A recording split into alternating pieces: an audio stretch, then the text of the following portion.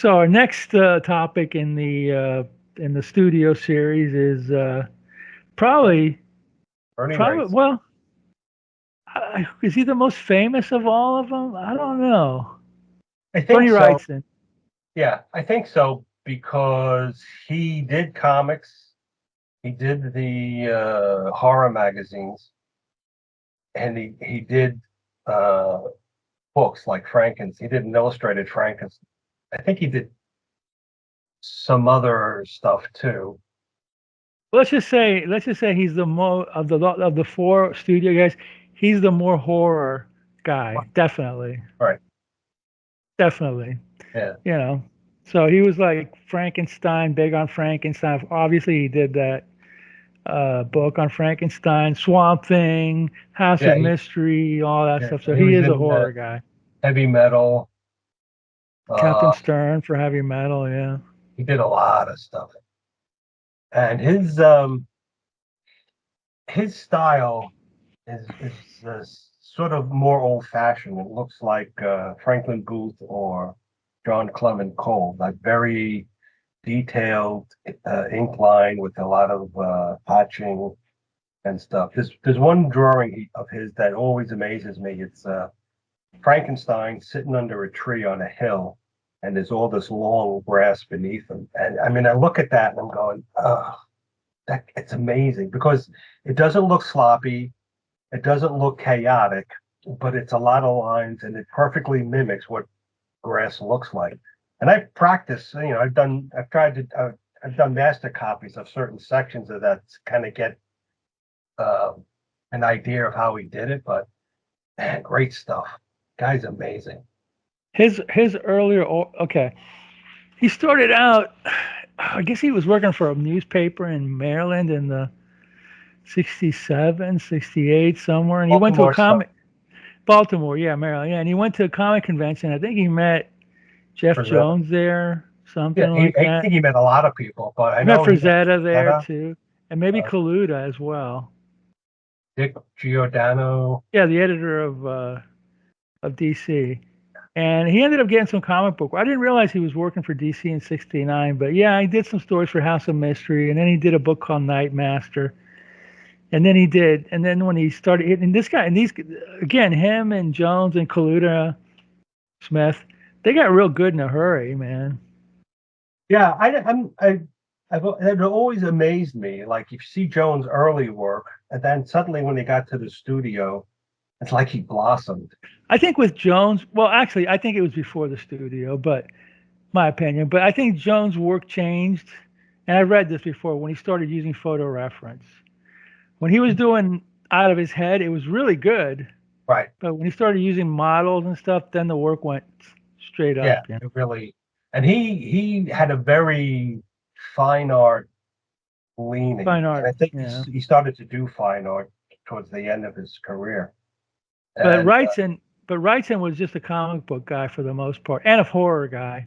right, but a book illustrator, like he did the Frankenstein book, and he well, if he didn't do that sort of more illustrative illustrations, he had that look for it. So even if it ran in a comic book, he still um, had that very detailed and golden age style of illustration. Well, here's the way his work was before Frankenstein, because he changed his style a bit. Not totally, but it looked different. But Right. before Frankenstein book, when he was doing Swamp Thing, fansies and all that, when he styled blossomed, like when he was working for Creepy and Eerie, his style, and I agree with it. His style was just, it was described as a combination of Graham Ingalls Right. from from EC with inking by somebody like Wally Wood.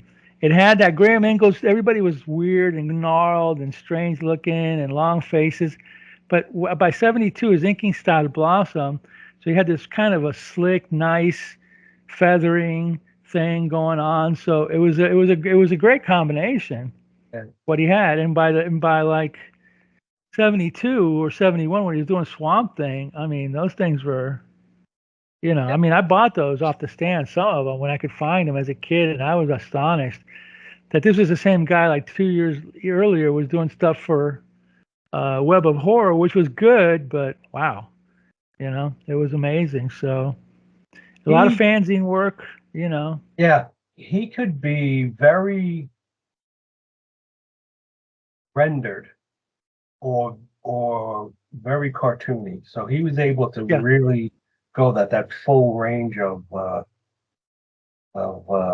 style or technique, I should say, and because again, yeah, yeah. he always he always had the look. So you could always see a Wrightson illustration because of the way he drew faces, poses, and details and stuff. And But very Frazetta influence too. You're early he's on, very Frazetta influence. I've seen early drawings by him that were look like Frank Frazetta, stuff yeah, like kind of sort of, before he kind of got more horror.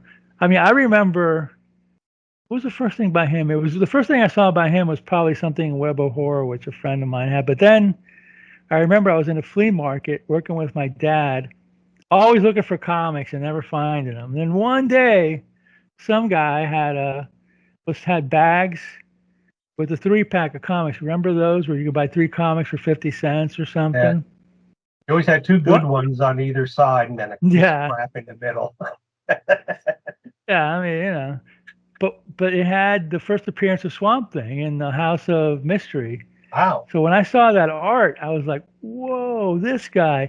And of course, if you look at it, he did use models because there's a guy. The protagonist looks kind of like Mike Kaluta. Yeah. So they started like becoming more and more, like Al Williamson, and even Frazetta and all that. They started getting a little more into like realism. But like Jones, pretty Kaluta to an extent, but Jones, both Jones and Wrightson, it was shadows. It was a lot of cast shadows, a lot of which gave the work like a depth, a structure you know that I hadn't seen before Right. in comics. Yeah, Because everything comics. else is very linear. Yeah, linear, very basic, but not a lot of internal detail. Just a couple of Right. Yeah, the use of shadows yeah, and the shadows, the interior detail.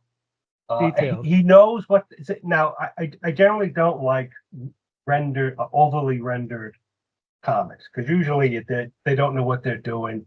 You can't really see what's going on unless they color it. But with Wrightson, he knows how to place the detail, the information, so that it works, and you can look at the drawing and see what's going on. He knows exactly where to put the shadows, where to put the detail, and you don't have to like colorize it to try and guess, what am I looking at, kind of thing. And So, of course, Wrightson and Jones's work were perfect for magazines. yeah, The high contrast of the drawings, yeah, so they were exactly. perfect for Monster magazine.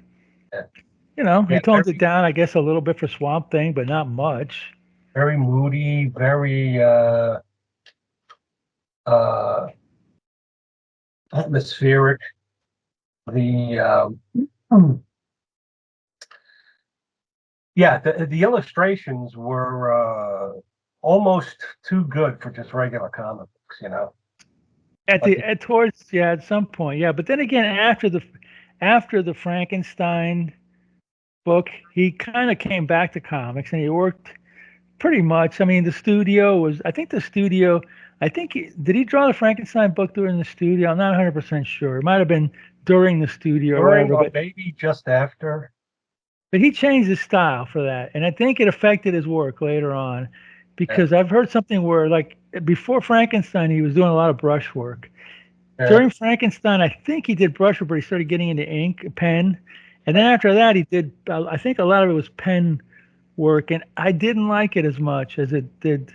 It's funny. I loved his work through Frankenstein, and then after that, I still liked it, but I didn't like it as much as I used to. I still enjoyed the heck out of it. I would still buy it, but I know he did some Batman stories, Captain Stern, and that was fun. But man, it wasn't like those stories he did for Creepy, like the Pepper Lake Monster or the Black Cat or some of the stuff. But even some of the earlier stuff like Web of Horror or Swamp Thing, it wasn't the same. Somebody said that he developed and it's weird, and maybe I'm wrong on this. I don't know if somebody wants to correct me. He developed some kind of an allergy to the metal on a brush, so he started using a Really, pen. I heard yeah. something about that. It just sounded weird to me, but anything's possible. Yeah. Because he was, Yeah, I well, mean, you ever get those rings made of cheap metal and starts turning your fingers green? So maybe because yeah, maybe. I don't use think they use the best friggin' metal on a Because his paintbrush. brushwork was amazing. Yeah, He was the he him and I guess to an extent, um, Smith. They had the more polished inking style. yeah, Kaluta was yeah, kind of rough, but it worked, and Jones was kind of rough, but it worked, you know. But those other two were real technicians with the pen and brush and stuff like that. yeah, exactly. I mean, I'm looking at pictures of his work now, and like the comic, there's a picture of Batman. He obviously did with a brush, and very strong light and dark. It's gorgeous. There's a picture of Frankenstein and Dr. Frankenstein in his lab. It's chock full of details, but you could still read it easy. Yeah, Uh, yeah. there's a pencil scribble he did of a dragon's head. Again, the shadows are perfect. It's this guy was amazing. He really knew, he was a great technician with a brush and pen. And shadows is an interesting one because we were talking about this before.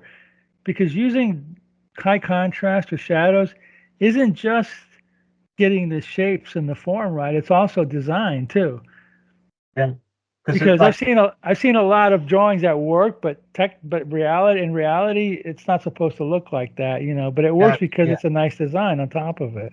yeah, yeah. Spotting the blacks. I'm getting better at spotting blacks because I've been doing a lot of reading and stuff. A lot of times, a successful way to spot the blacks is not have any detail in them or having limited detail.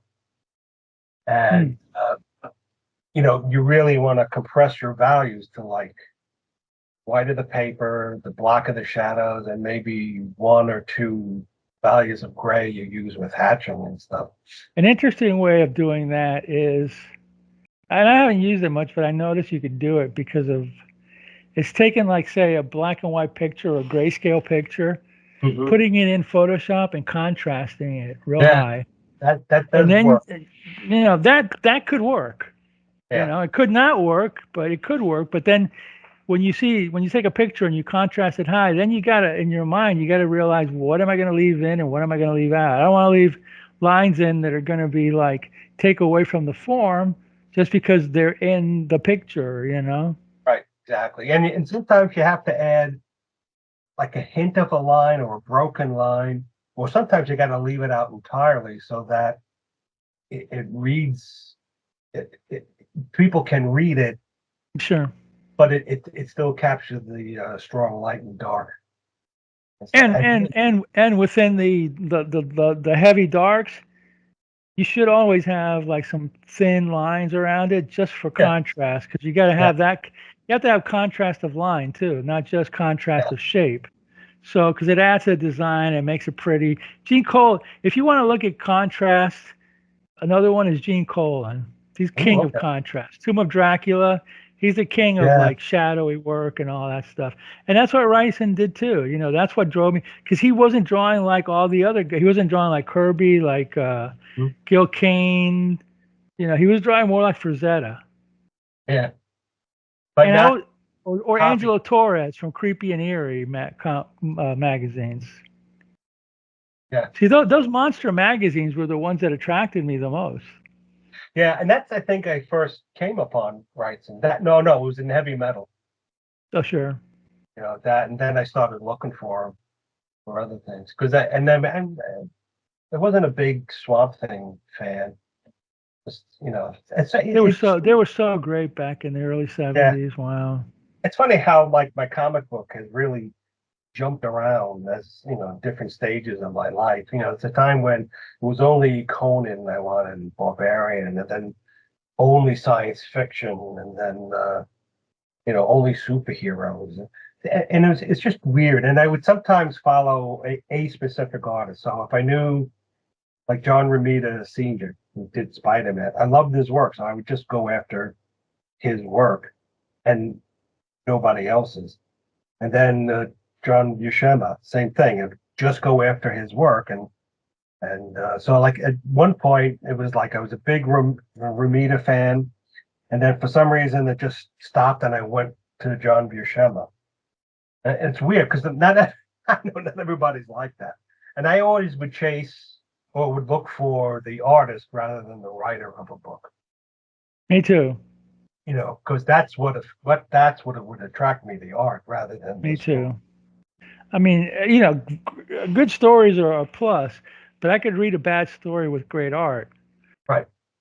But when you got a great story with mediocre art, sometimes I might go, I don't. It Yeah. doesn't have enough attraction to keep me going or whatever. Yeah, exactly. And that's why I hate when they have a different cover artist Hmm. from the artist in the book, because you can see a really great cover, Oh yeah. and then you open it up, and the artist they got to draw it is like, Oh middling yeah. best. It's like, what the hell? Oh yeah. They did that a lot. They would have a different cover artist that was like top notch, and then the inside was some guy that was doing the best he could within Yeah. the parameters of like 20 pages a month or something. Because I mean, guys like Wrightson and Jones, I think Wrightson did it for a while, but they were having a hard time finishing 20 pages a month if they even did it. I mean, Jones, I don't think could. Wrightson probably did for a little while, but all that detailed work and all that like reference and that stuff. I mean, Kirby could do 5 pages a day, but Kirby was doing like, he was doing his Kirby. He had a style that was almost like a shorthand style Yeah, exactly. Same thing with for Buscema. I mean, he was really yeah. good, and he knew where the muscles were, but even his stuff was shorthand. And every once in a while, you'll see a funny pose, like, the arm will be turned one way, but like the muscle looks like it's the other way and stuff. Difference with So, I mean, I Buscema was think, Buscema was a great inker of his own work. yeah, and yeah, I like him the best when he inked his He own. he could take a little scribble and turn it into like a finished product with lots of rendering and shadows and stuff. Kirby could do it, but Kirby was more working with inkers that would solidify his work because he was such a workhorse. Yeah. I mean, he could probably do an entire book in a weekend if they pushed him. Just working 15 hours a day. With his style, and it would be great. But you need Joe Sinnott or whoever, Frank Giacoya or whoever they're inking it. There was a book one time, and I mean, I still love it. It was called Captain America's Bicentennial Battles, and it was Oh, it's one of those huge treasury books. I bought it, and it was all Kirby, but the first like 10 pages were inked by Barry Smith, who we'll talk about again in the future, and it was. I was like, what? I've never seen Kirby. It was like Kirby inked by some kind of a 19th century, like, but it was like Kirby inked by Alphonse Mucha or somebody like that. It was amazing. And then the rest of it is Frank Giacoya, who's a fine inker, but it was just like a letdown. So yeah, that's the thing with Kirby. Kirby was always at the mercy of of his his inkers. inkers. It was always Kirby. You could tell the moves, the design, the power, but he was always depending on who inked it. And of course, when he had Joe Sinnott, when he had Wally Wood, when he had, the better inkers or whatever, yeah, it's fantastic. And for the most part, it was fantastic. It wasn't that whatever till the end of his, when he started having health issues and stuff like that. But yeah, yeah, inking might be no, I wouldn't put inking. I'd put drawing and storytelling at 65%, but inking is at least 35% at least, because You that's know, what you're going to end up seeing. good inker can save a bad penciler, Yeah. and a bad inker can ruin a great And pencil. I tell you what else a good inker could do. A good inker, a great inker could save a boring page. Because if you have a page of people like standing there and they're not that dynamic, but some guy that has this amazing ink style inks it, Yeah, you're flabbergasted. I mean, the drawing's got to be good, but usually these guys fix, problems or whatever. Like Tom Palmer, he was great. He was one of the great inkers. He never worked with Bernie Wrightson or Jeff Jones or the other guys, but that was a whole different thing. Now Wrightson was an inker. I saw Wrightson ink. He inked a cover. He inked a few things. I remember him inking a cover over. Oh God, who was it? And it was beautiful. I might have been Val Merrick. I'm not sure, but a man thing. But it was beautiful, and that was the best inker Val Merrick ever had. Val Merrick is a decent artist, but when you got Bernie Wrightson inking your work, hey, can't ask for more. Frazetta or whatever. So, on the other hand, if Jeff Jones inked somebody's art, it might be really nice, but it's going to be rough and sketchy. yeah. Wrightson was Some real polished. sometimes is not a bad. Depending on how the artist does it. Sometimes that's like I like that style. Well, what's that artist? He did Lobo. Oh, Do what the hell? what? He drew the comic character Lobo. He's an English. Sienkiewicz?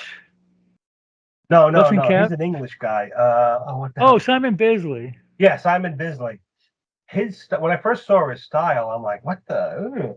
Ugh. And he's, his proportions would kind of change a bit, and you could.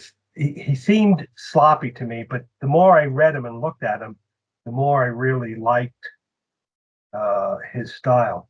And the same thing with Joan. I mean, Joan's style was loose, and when I remember being younger, going on, it's kind of loose and stuff. But as I got older, I really began to appreciate that looseness and You, you, you have to be a. You have to. Well, I'm not. I'm not going to be. I don't want to sound like whatever. You have to be a more sophisticated yeah, person, maybe to enjoy Jones's work. Because if you get stuck in this stuff is loose and sloppy, you may not get the point of it. exactly, yeah, Whereas, whereas I think it's easier to get into Wrightson yeah, yeah. because he's Wrightson was tight. he's more polished in Yeah. some ways, and he's not sloppy, but he's expressive. And he's not And as so esoteric as Jeff Jones was, or yeah, so you can with Jeff Jones's line work, he had the right way to be quick and expressive and not worry about being neat and clean and tidy and stuff. But that added to the dynamism of his drawings and the pictures. With Wrightson, he was a lot more polished, but still he had that. You could see he had that expert hand. yeah, he was a technician. Yeah. So it's Wrightson yeah. could be So an inker, right? Wrightson could have been an inker. I keep forgetting that I know he inked some other stuff. I can't remember right now, but he had the brush and the pen technique down more so and than the other guys. The other guy, well, no, I said, excuse me, Smith was also an expert technician, but yeah, Kaluta was rough, but it worked because he was doing stuff that looked like it was from the 40s right. or a pulp or something, and it worked within the shadow, and also worked. The Kaluta got a lot tighter as the years went by when he became more of a poster guy or whatever. So I'm not going to say that but I would think that of the Jones, I mean Wrightson and Barry Smith were the the better inkers of the four. I'm not saying that. Kaluta is. I just never seen Kaluta ink anybody's work except his own. But Jones definitely changed a lot. But Wrightson did too. He changed. You could still see that it was Bernie Wrightson because of the shadow and the contrast. But his drawing changed a little bit too. It wasn't that. I don't know. I don't know what to tell you. Every artist peaks at a certain age, Mhm. and then like after the peak, you can start seeing the doubt, but it's still great. It's still great, and I love this work. I mean, and of course, I think the last thing Wrightson did was a Frankenstein a book, a 3-part miniseries that he did for I think it was Dark Horse, and he inked it and he washed did gray washes on it, so it was really nice.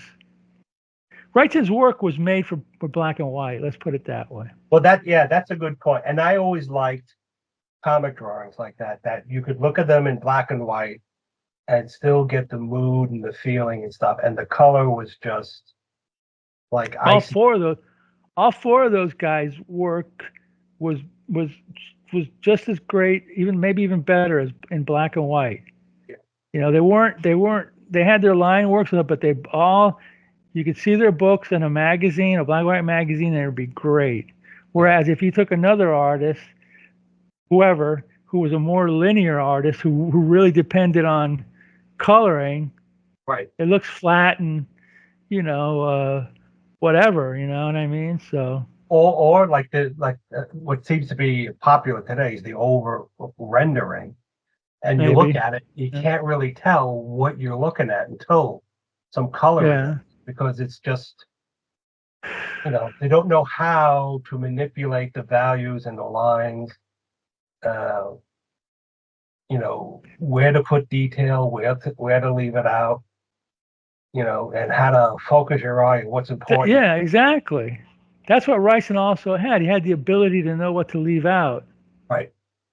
as opposed to some other guys now that want to add like 8 million details because you know what? The kids love the details. They go, wow, look at all the detail, look what he did. And then you see like somebody else's art and they go, yeah, it's kind of sketchy and he's just kind of like implying buildings. And he's not drawing like every window and Window, yeah. every brick, But whereas see, somebody like, I'll name a name of a guy that's Todd McFarlane, who went bananas with details. People would lose their minds over oh my God, look at how detailed this is. Oh my God, this is amazing. And I mean, great. But you're kind of missing the fact that maybe the drawing itself isn't that great. and it's Whereas it's these part of guys were more, I guess, would you use the word with Jones mostly, maybe, or maybe even all of them? Well, impressionistic, maybe. yeah, that's a good word. And you usually don't think of impressionism with pen and ink, but yeah, Jones and especially. Jones definitely impressionistic because, like, I got that Idol or Idle whatever. and I am Age book, and some of it is very impressionistic and sketchy, and other parts are a lot tighter. And he works the effect of how sketchy or tight he is to be in line with the story he's trying to tell. And I think what fails with a lot of artists today is that they don't realize they're telling a story. They're Yeah. not A comic book isn't a bunch of pinups that look cool. It's a story. So you have to know when to, sometimes you have to have no background so you can concentrate on the figures. Other times you have to have background to kind of give the figures a sense of place. And you have to, everything has to be in service of the story. And I think that's one reason. I mean, there's a whole bunch of others, but that's one reason why comics aren't as popular today, is because they're kind of limiting their what they're creating to a very narrow range of people who like a certain style of Well, art rather than something more broad. there's a lot more reasons for that. The Oh money, God, the money aspect of it, the yeah. politic aspect of it, and the fact that there's not that many Wrightsons and Jones and Coludas Well, maybe there and would Smiths be. in the comics. Yeah, maybe there would be if they changed how they made the damn things into writing by committees and maybe give the artists more free hand and not concentrate so much on the damn writers. Because it seems now that who writes the book is more important than who draws the book. And I think But I think Wrightson, if he was still around, he would still be pretty popular, and his books would sell because he definitely, had a commercial style. yeah, He definitely, had a style that kind of resonated with people because of the fact that it was tight and there was nice line work in it, and it was like you said, easy to read, and the storytelling was it wasn't esoteric. Let's put it that way, or impressionistic. It was pretty straightforward, and you knew what you were getting. But it was usually horror. So if you liked horror, if you yeah, didn't like horror, maybe Batman you did, and it was nice and stuff like that. But also the design on this stuff. If you see some of the single illustrations that are simplistic, but the shadows the shadows tell the story. It's like you see Batman in shadows, and you see like all the shadow defining the forms, and that's what Wrightson was the best at. And that's a good thing. The shadow tells the story, which is a Will good. Eisner was another one. Yeah. Oh, Will Eisner was great. The Spirit, Yeah. all the use of black and white art on all that. I mean, the Yeah. the details He's and the another fantastic of, um, artist. of course that goes back to, not that I don't think he was inspired because he was around the same time, but look at Milton Caniff, Yeah. Terry and the Pirates and Steve Cann. You see a lot of heavy spotting blacks in those. Yeah. The Noel Sickles is another Noel one. Sickles was Not the many other people one. know, but yeah. Alex Toth would Alex be. Toth was the pure design, but he did have you could look at his work in black and white, and Yeah. it was still as good as it was in color. Yeah. And great stuff. So yeah, I mean, and like you said, the shadows tell the story. Know when to put them, where to put them. Uh, Yeah. and you whatever the story is in the picture, everything has to service that. So just having a bunch of details, you know what it's like? It's like the movies now, like the Marvel movies and DC Yeah, it's movies. overkill. There's no story. It's just a bunch of battles. It's a battle, some talk, a battle, some talk, a battle. So, but there's no real full storytelling. There's no thing where people they supposedly progress in character and stuff, and it's just battle, battle, battle, battle. But or like explosion, explosion, explosion. Yeah, and they're kind of entertaining, but you really don't get a story like you would in the past. Like if you watch the Maltese Falcon, there's a long story there, and you really have to pay attention to the movie and to know what's going on, and the double backing, and all the subtleties of what's going on. You don't really have that now with a lot of movies. No, the So the the the, the to me anyway, the most important thing about an artist or comic book artist or whatever, I'll say comic book artist, yeah, is that his work will be just as good in black and white as in yes, color. yeah, That's why I love the guys that did work for Warren, Angelo Torres, Al Williamson, Frazetta, Reed Crandall, Toth, everybody, because they had to draw these things, Cole, and they had to draw these things in black and white. So the drawing was like solid. None of this like leave it open for coloring and let the nowadays. There's the other thing too. The colorists are very popular these days. The Photoshop colors on all the comic books. That's what sells a lot of them too, because it's like those are the gradients and the fancy schmancy uh, things and all everything the has a effects. specular highlight, and Special effects. It's like uh, in the movies. It's special effects. Whereas back then it was black and white noir. yeah, Grit. yeah. Now it's like that's shiny, whatever. And that's great. That's fine. I don't buy comics anymore. I have yet to see, maybe there are a few, but I have yet to see many comic books published since I don't look at them much anymore in black and white because I don't think people would buy them. Maybe a few people would buy them. I don't think people would get it. They'd probably be pissed off. Why am I paying $5 for something that doesn't have color? That's true. Well, I know people who won't watch black and white movies because they're black and white. Exactly. Like really? I mean, I know that's ridiculous. I know, but these guys, the studio guys, they were black and white artists at heart. yeah. They were artists that did, they were influenced by. You said book illustrators, yeah, they were influenced by Illustrators. Uh, Rosetta, yeah, Krenkel, old time strip artists like whatever the guys like we said, Kniff, Sickles, Alex Raymond. They were influenced by those guys more so than by Kirby and Kane yeah, and Romita. Romita's a pretty.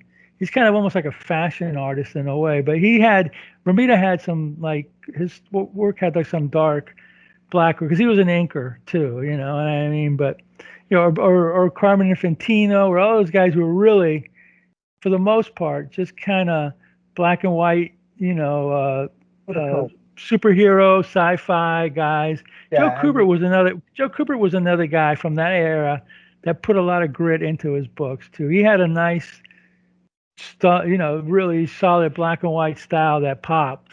In the war books that he did and the Hawkmans that he did have. He just didn't do the monster books for the most part, but he was another one in that league. They were more like illustrative artists hmm than comic book artists, but they were working in comics because that's what they grew up liking, and that's what they ended up getting into. Because at that time in the late '60s, early '70s, comics were like busting out. You know what I mean? You had comics. fanzine, you had comics. They were still cheap. They were everywhere. You could Yeah, buy them. You could bring them home. You could read them over and over again. You could draw yeah. them if you wanted to. So yeah. A lot of But anyway, big magazines went from illustrations over the to photographs. photographs.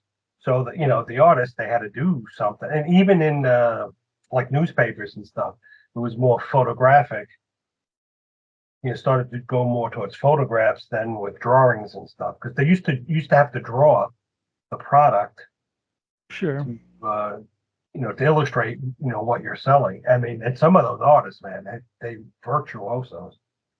So if you learn and study from them, if you go in with that kind of mindset, much different than like a lot of comic book artists now, where they only know art from other comics, but they don't really have that necessary sophistication Yeah. Or the that like style. Wrightson and Jones had. But Wrightson is definitely if the main thing about Bernie Wrightson, we've talked about the technical. He was the horror guy Yeah, of he that was era. all right. He was great at That's it. what he was known as. That's what he specialized in. That's what he made his. I mean, not that he didn't do other things, but that he was the horror guy. So that's what he's And, going to be known as. And I met him one time. He was a really nice guy. He signed a book for me and stuff oh, like cool. that. So Yeah, he was good horror and good at weird aliens stuff. yeah, good at So weird aliens. well, because of his shadows and stuff, he made them feel real and three dimensional. And that's probably one of the things that makes the horror more horror is that when you feel it's real. So if you see a zombie, it's not some cartoon thing, but it's like, yeah, that's a real thing. I can almost smell it and hear it dripping and There's a stuff. book. There's a book, and I forgot to mention this, but now I just kept my head. You might want to check for it on. I should have pulled it out, but I didn't. It's there somewhere. It's probably on Amazon. It's called The Creepy Art of Bernie Wrightson, Ooh, and it's all the stories that he did for Creepy Magazine. Boy, if you want to learn spotting blacks, that is the book for you. It's got like I don't know how many stories he did, 12, 10, 13, but it's called The Creepy Art of Bernie Wrightson. I have it about a long time ago. yeah, Is, yeah. I'm just, it's funny. I think that one of the reasons I went from Romita to Buscema is because I got a little more sophisticated and Romita was too clean. Too very clean, yeah. Yeah. And Buscema was a little more rough.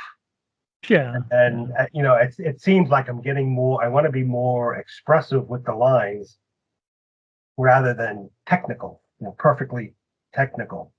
You But need yeah, to that understand, you yeah, need to yeah. understand the technique, but at the same time, you also need to be expressive with it. So Yeah, it's sure.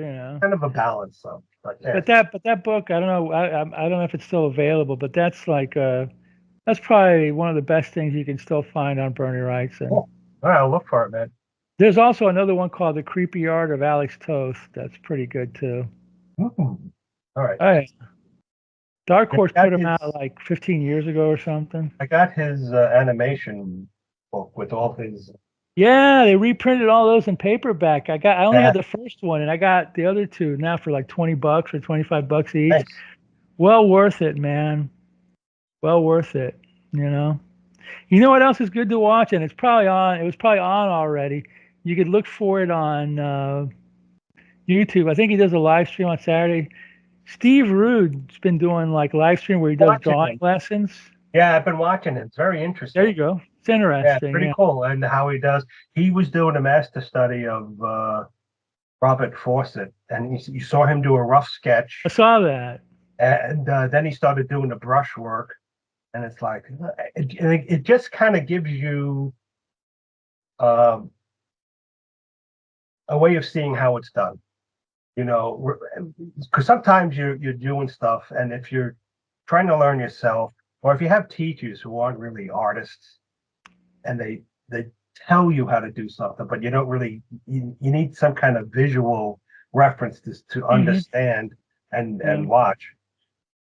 You know, so watching Steve Rude draw, and there's another guy, Tim McBurney, I like Hmm. to watch him draw because he explains things, he explains color, composition. They have all this learning and stuff, and it's really great. It's a great way to educate yourself. So you know, I kind of wish I had saved money on art school and Yeah, me too. there was no I ended up getting an AA degree, but you know what? I look online for work. Everybody wants a bachelor's degree. So yeah now I just wish that Wrightson and Jones had been alive yeah now, yeah. and they would be doing what Steve Rude would be doing. You know what I mean? As much as I Oh love my Steve God, Rude, that would have been amazing. that would have been You see Jones painting or yeah Wrightson drawing, doing a drawing. There yeah. is there is a series of videos, and they're on YouTube, and it's like you see Buscema Yeah, drawing an ink cap. it's like a You see Joe video Kubert version. doing. There's a video Yeah, version that's a of good that, one. how to draw comics from all the way. I think No, I it's sent. not how to draw comics. Oh no, No, it's not. No, it's something another else. one. It's a. If I can find it, I'll send it to you. It's just him, Oh, and he's got a rough sketch of Captain America, and he inks it with his brush, and you see uh, him from top to bottom inking it, and you see like he knows like exactly what he's doing. Like he's got like he's got a projector in his head, and he's just like putting on there. But that's a good one. And then this guy Joe Kubert doing stuff. That's the best thing too. That's another learning tool is yeah, watching artists draw. yeah, exactly. Which is Yeah, why a lot of these guys got so good because they were hanging out together and they were watching each other and they were learning off each other. So there you go. yeah. So yeah, Bernie Wrightson, the Horror maven. oh man, I miss his work so much, but oh well. Well, next up is Mike Kaluta. How about Mike Michael, Kaluta? All my right, my we'll do him. my least favorite studio artist, but still, I love him at the heels of so many No, others. I love Mike Kaluta's art. I Yeah. mean, I love his work. Always have. Even now, I see stuff by him, and if I can buy it, I buy it. I bought Mike Kaluta sketch. I just love his work because I love the sketchiness of it. All right. He was very influenced by Roy Krenkel, and we'll talk about that, Okay. next. Well, So he maybe actually worked with Roy Krenkel did he for a while. really? Well, Yeah, maybe. Well, see, that's another thing. I lived in New York, and I know. All these had guys were around, man. I wish I had the friggin' forethought to actually go in, and You want to know a killer? I bet you some of them lived in Brooklyn too. I'm sure they did. I And bet you Roy Krenkel lived in Brooklyn. I think he lived in New York, in Manhattan. You know what? I've seen people I didn't know about this on Facebook told me that when they were young, they looked up like Steve Ditko in the phone book and they wrote to him, and Ditko wrote back to him. Can you imagine? Can you imagine getting a letter back from Wrightson with a little drawing in it or something? Yeah, whatever, man. Yeah, well, You know where all the cartoonists, all the famous cartoonists lived in Connecticut, yeah, and yeah, that's where they hung out and had drinks and played golf, and yeah, because those guys were big money makers or yeah. whatever. Back then, yeah. The Well, that's Kniffs. I think it said Wrightson. He studied art by the famous artist school, or one Yeah, of those. yeah, the mail order thing. Yeah, Yeah, the mail order thing. Like, wow. And he I was was going he to was. do that. That's funny. I was going to do that, but my art teacher in high school recommended I go to college instead. Well, look, he was born with innate talent. He Yeah, just needed refining. yeah, I know one person when he was 21, and he was like an amazing penciler and inker already. And that wasn't he didn't learn that in college. That was just he yeah. just had the aptitude to to figure it out at an early age. So I mean, Wrightson's probably one of them too. All Yeah. those guys probably Well, were. yeah, all those guys probably. So Oh, hey, even Kaluta said he learned perspective on that from watching an art teacher on television, some guy called John Nagy. He oh, learned a lot of my stuff. mom used to watch his shows, and she bought a John Nagy set. Oh, cool. and it came in a vinyl covered cardboard Oh, art box. cool. Oh, your mom liked to draw? Yeah. And when I went to college, what I did is I took that art box and I made cardboard divisions like a regular artist oil thing. So I had long places for my art, stuff for my the various medium and paints and stuff. So I walk into oil class and everybody's got these like stained wood things with the hinges here and there, and everything's beautiful and set up. And I got my little cardboard vinyl oil box. But hey, and people I just like, I'm here to learn to paint, and Yeah. you make do what you can. Yeah, John Nagy. Mike Yeah. Mike Kaluta will from what article I read, he credits him with teaching him from an early age how to do a lot of drawing. So there you go. Yeah. Well, he started with circles and shapes, and then you put in detail here and there.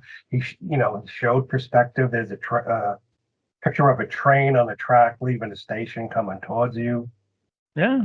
Yeah. So there you So go. yeah, my mom loved to draw, All and right. John Nagy was one of her teachers on TV. That is amazing. I love that. I love to hear that. All right, man. Well, we'll be back in a couple of weeks with Couple. well, you know what I'm Well, going to do? I'll put one of the movie shows one week and one of the art shows. okay, That would be once a week. But no, it's not once a week. It's every couple of weeks. Forget it. No, but never I mind. know I got to get something to eat. My brain's like flying you're saying away. for So lack of food. I'm punchy. I'm like. All right, we'll be back next time with Mike Kaluta. All right.